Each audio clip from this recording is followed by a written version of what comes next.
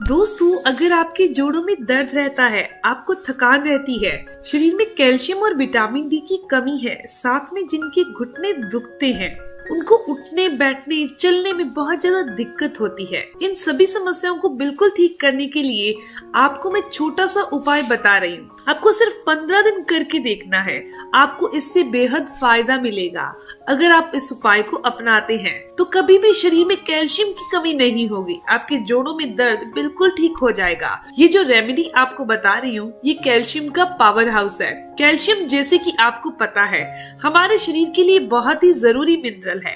Calcium की कमी होने से हमारे शरीर को कई तरह की बीमारियां जकड़ लेती हैं, जैसे कि जोड़ों और घुटनों में बहुत ज्यादा दर्द रहता है, थकान महसूस होती है, शरीर का सुनपन और स्किन ढीली सी दिखाई देती है, नाखून भी कमजोर हो जाते हैं, दांतों में कैविटी लग जाती है। ये सारी समस्याएं कैल्शियम की कमी की वजह से होती है।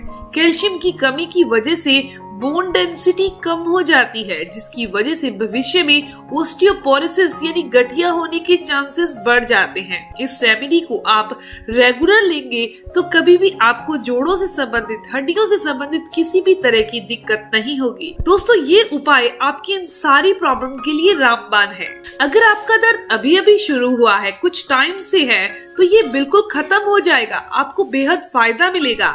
इसके लिए करना क्या है, आपको यहाँ लेना है सफेद तिल, या फिर आप काले तिल भी ले सकते हैं। सफेद तिल हमारे जोड़ों के लिए, त्वचा के लिए, हड्डियों के दर्द के लिए, बालों के लिए और आपके शरीर में खून की कमी है तो उसको दूर करने के लिए बहुत ही बढ़िया होते हैं। कहने का मतलब है कि ये हर तरह से फायदेमंद ही है। आप इस ठंड के मौसम में या फिर बारिश के मौसम में या फिर गर्मियों के मौसम में भी इसका इस्तेमाल कर सकते हैं, लेकिन गर्मियों के मौसम में इसके इस्तेमाल करने का तरीका थोड़ा अलग होगा। हमने यहाँ क्या करना है, सबसे पहले तिल को सेक लेंगे। तो मैंने यहाँ पर 7 दिन के लिए बना कर रख रही हूँ, तो आप चाहें तो 1 महीने के लिए भी बना कर रख सकते हैं। हम सबसे पहले यहाँ पर तिल को सेक लेंगे। दोस्तों, यहाँ मैंने 5 चम्मच के करीब तिल लिए हैं, उनको सेक लिया है हल्का हल्का। आप किसी भी बर्तन में डालकर इसे आराम से सेक लीजिए, यानी कि 2 से 3 मिनट के अंदर चरचर की आवाज आएगी और ये बहुत अच्छे से तिल जो है वो सेक जाएंगे।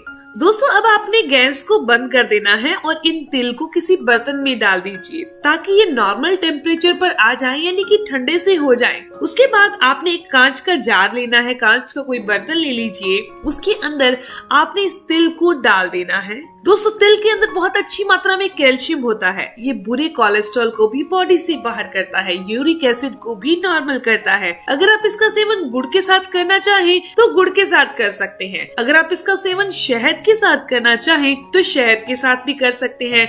दोस्तों, सर्दियों के दिनों में गुड़ चक्की आती ही है, आप इसका सेवन कर सकते हैं, यानी कि गुड़ और तिल की चक्की बनी मार्केट से मिल जाती है, या फिर आप घर पर भी बना सकते हैं। इस तरीके से आप इसका सेवन कर सकते हैं। दोस्तों, तिल के अंदर मैग्नीशियम, आयरन, जिंक, सेलेनियम, ये सभी पोषक तत्व तो बहुत अच्छी मात्रा में पाए जाते हैं। इसके साथ साथ इसके अंदर डाइटरी प्रोटीन होता है, अमीनो एसिड भी होता है। बच्चों की हड्डियों की ग्रोथ के लिए और बड़ों की हड्डियों की ग्रोथ के लिए काफी अच्छा है। दोस्तों, इसे दोनों तरीकों से लिया जा सकता है, यानी गुड़ के साथ भी और शहद के साथ भी। आपको मैं बता देती हूँ कि अगर आप इसे गुड़ के साथ लेना चाहते हैं तो जैसे अपने एयर टाइट कंटेनर में भरकर, इसे कांच के डिब्बे में भरकर रखा है, तो एज इट इज आप इसे गुड़ के साथ चबाकर खा लीजिए, कोई चक्की बनाने की भी जरूरत नहीं है। अगर आप इसे शहद के साथ लेना चाहें तो भी बहुत फायदेमंद है। फिर आपने क्या करना है, इसी डिब्बी के अंदर आप 3 से 4 चम्मच शहद डाल दीजिए और अच्छे से मिक्स करके इसे रख दीजिए।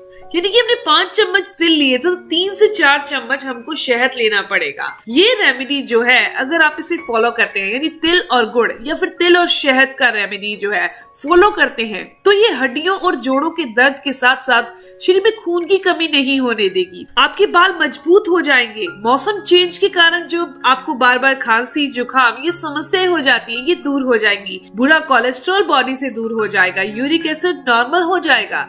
इसके अलावा जब हाथ पैर सुन्न होने लगते हैं तो हमारा नर्व सिस्टम भी गड़बड़ा जाता है।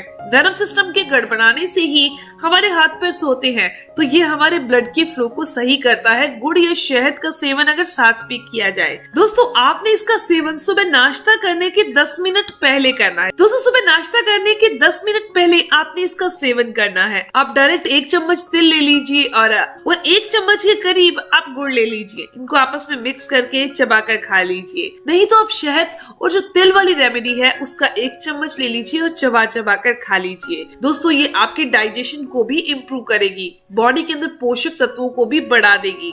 ये आपके हड्डियों के विकास के लिए, मांसपेशियों की ऐंठन को दूर करने के लिए, यानी कि बॉडी के अंदर कैल्शियम की कमी होने से बहुत सारी तकलीफें हो जाती हैं, तो वो सभी तकलीफों को ये बॉडी से रिमूव करता है। इसके साथ साथ बुरे कोलेस्ट्रॉल को भी बॉडी से दूर करता है।